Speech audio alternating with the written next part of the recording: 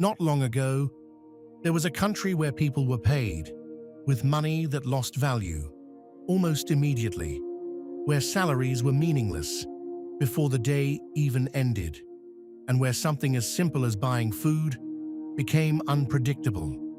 This wasn't ancient history. It wasn't decades ago. This happened in modern times, in Venezuela, a country that once had some of the largest oil reserves in the world and one of the strongest economies in Latin America.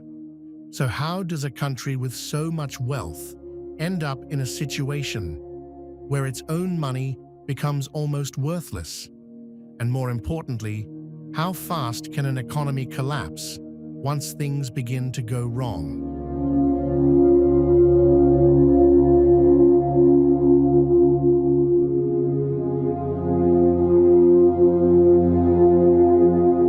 For years, Venezuela's economy was built on one thing: oil.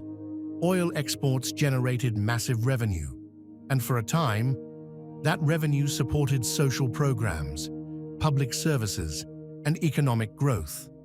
But there was a hidden weakness. The economy became heavily dependent on a single resource. Instead of building a diverse economy, Venezuela relied almost entirely on oil. And as long as oil prices remained high, everything appeared stable. But stability, built on a single source, is fragile.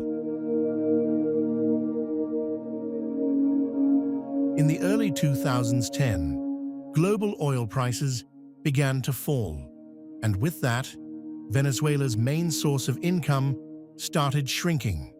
Government spending, however, did not slow down. Programs continued, expenses remained high, and the gap between income and spending began to grow. This created a problem, a serious one. The government needed money, but it no longer had enough coming in.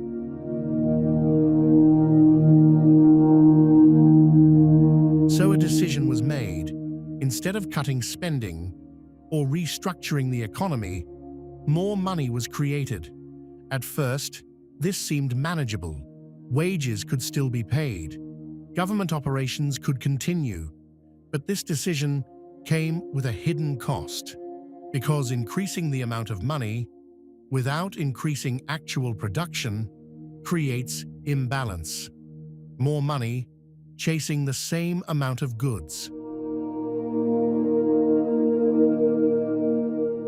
At first, prices began to rise slowly, then more quickly, and then faster than people expected.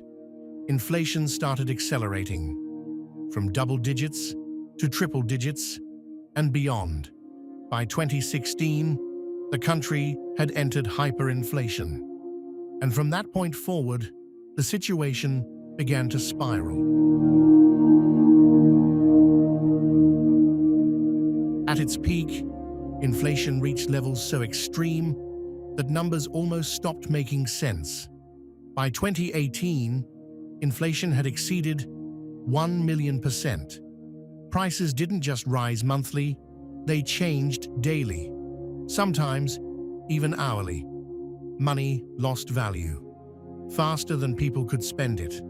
Saving became impossible, planning became difficult, and the economy began to break down.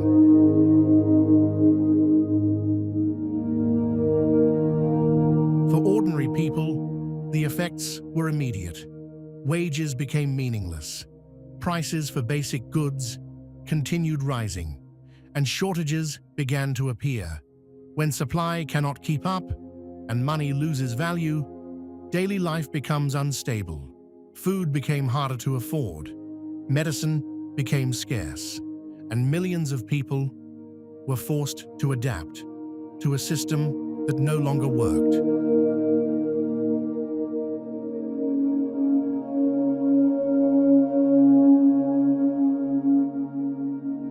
At the core of every currency is trust.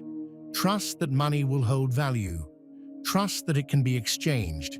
Trust that it means something. But in Venezuela, that trust began to disappear. people started turning to other currencies, particularly the US dollar. Because when trust in a currency collapses, people look for alternatives.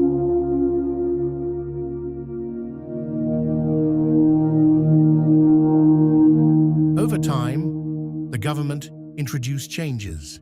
Controls were adjusted, currency systems were modified, and gradually, inflation began to slow. But even today, the effects remain. Because once an economy experiences hyperinflation, recovery is slow, and the damage lasts much longer.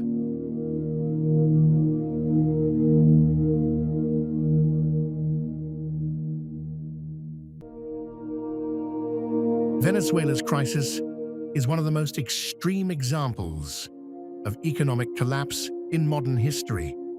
It shows how quickly a system can unravel when key decisions go wrong, how dependence on a single resource can create vulnerability, and how increasing money supply without real economic growth can lead to consequences that spiral out of control.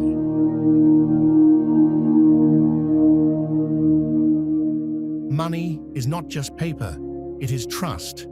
And once that trust is broken, it is incredibly difficult to restore.